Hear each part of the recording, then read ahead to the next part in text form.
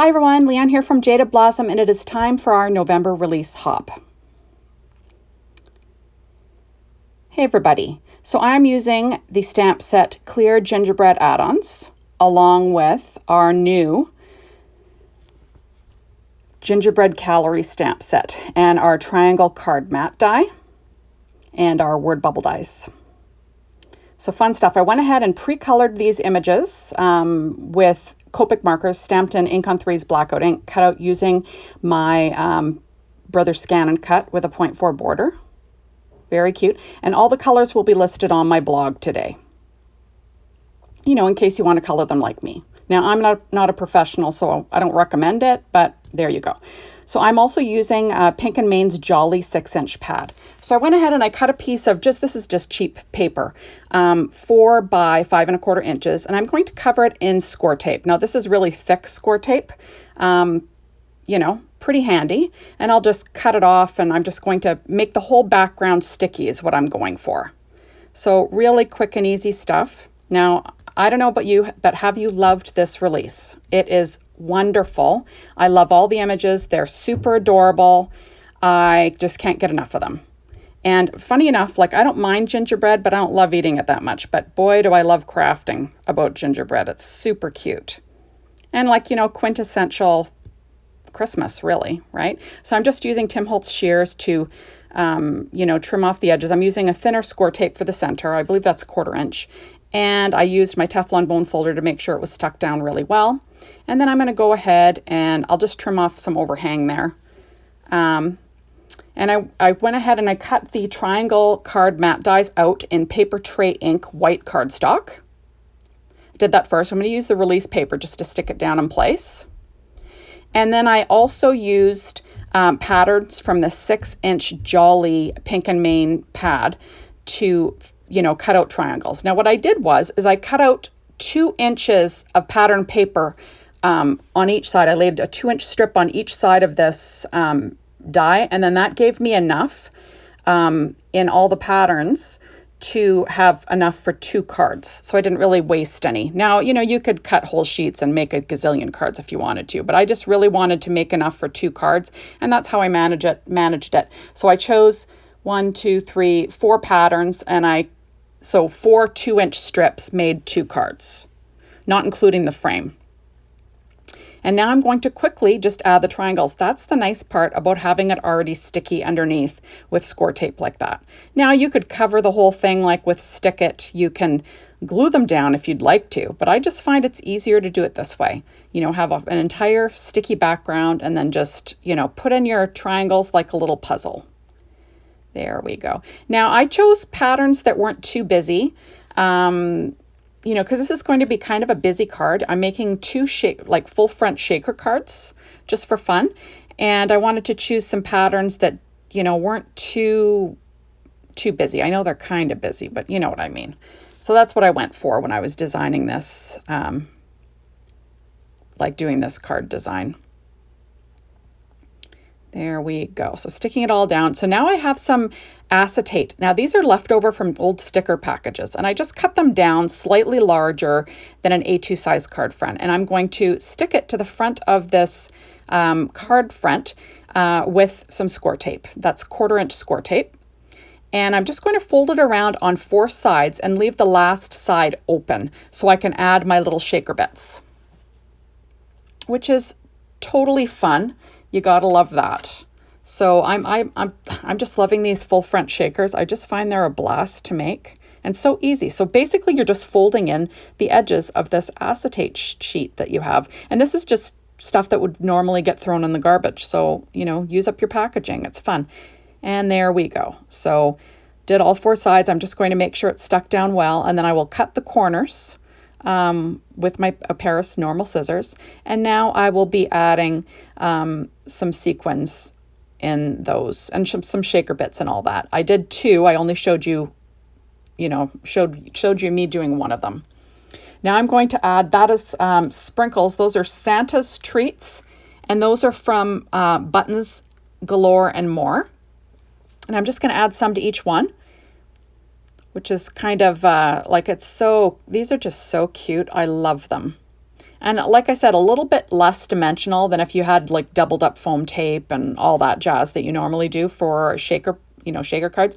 Now that is 8mm Cartwright's Moonshine Sequins. And I'm just going to add a bunch of those. They're nice and clear and shiny. And now I am pulling out Trinity Stamps. What is that one called? I'm digging around.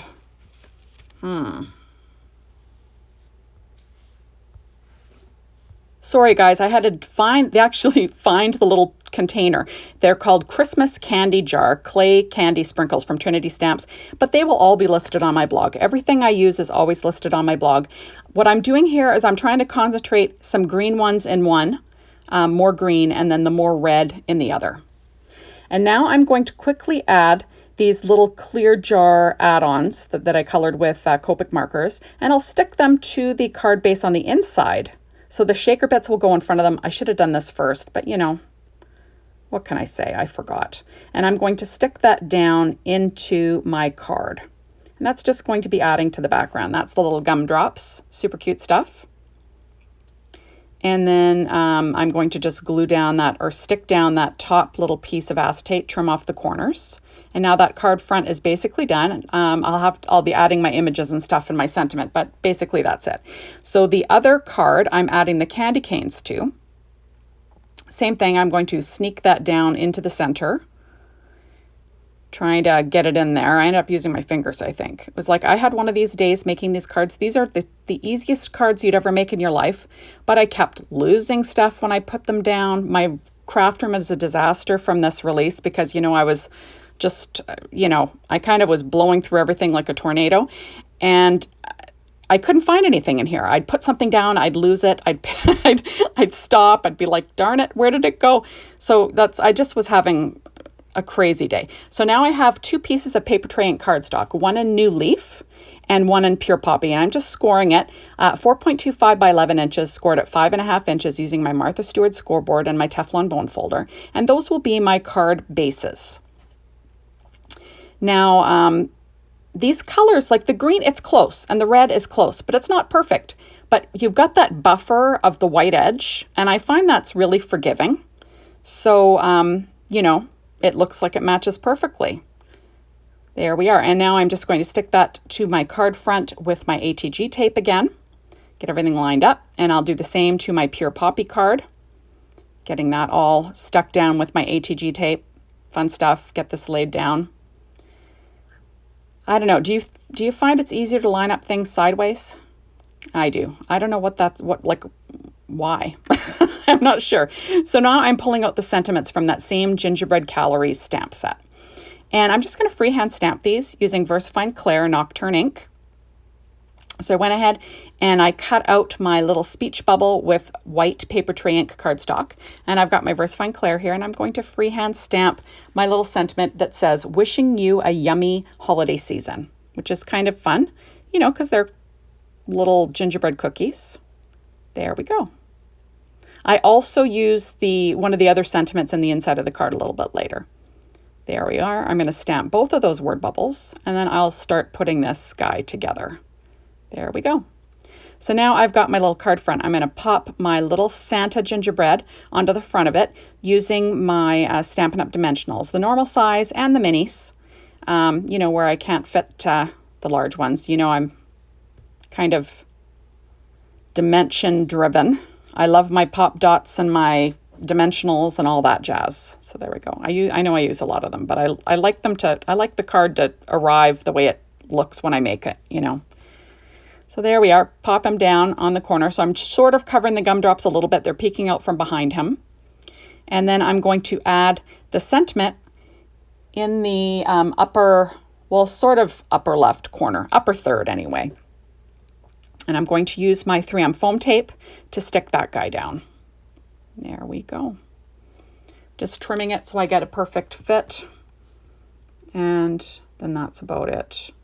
So like I said, all these images were stamped with Ink on 3's blackout ink. That's Copic friendly, colored with Copic markers. Did some highlights with my Sakura white jelly roll pen in a number 10. Kind of my normal stuff. Nothing too crazy. There we go. And then, I'm adding that last little gumdrop. There we go. And now I'm adding a piece of just cheapo white cardstock to the interior of my card. That's 4 by 5¼ inches using my ATG tape. There we go. And then I have an inch of paper from that same, what's it called? Pink and Main Jolly 6-inch pad. And I'm just going to add 1 inch of it to the bottom here. And I will trim off the overhang with my scissors. So, you know, really easy. I like to add something to the inside of a card. There we are. I'm going to do the exact same thing to my green one. Add that paper on. I believe that's Nina Solar White, like 65-pound cardstock. I sort of bought it accidentally. So I use it for my interior of my card bases. There we go. Adding my little sliver of paper, trimming off the edges.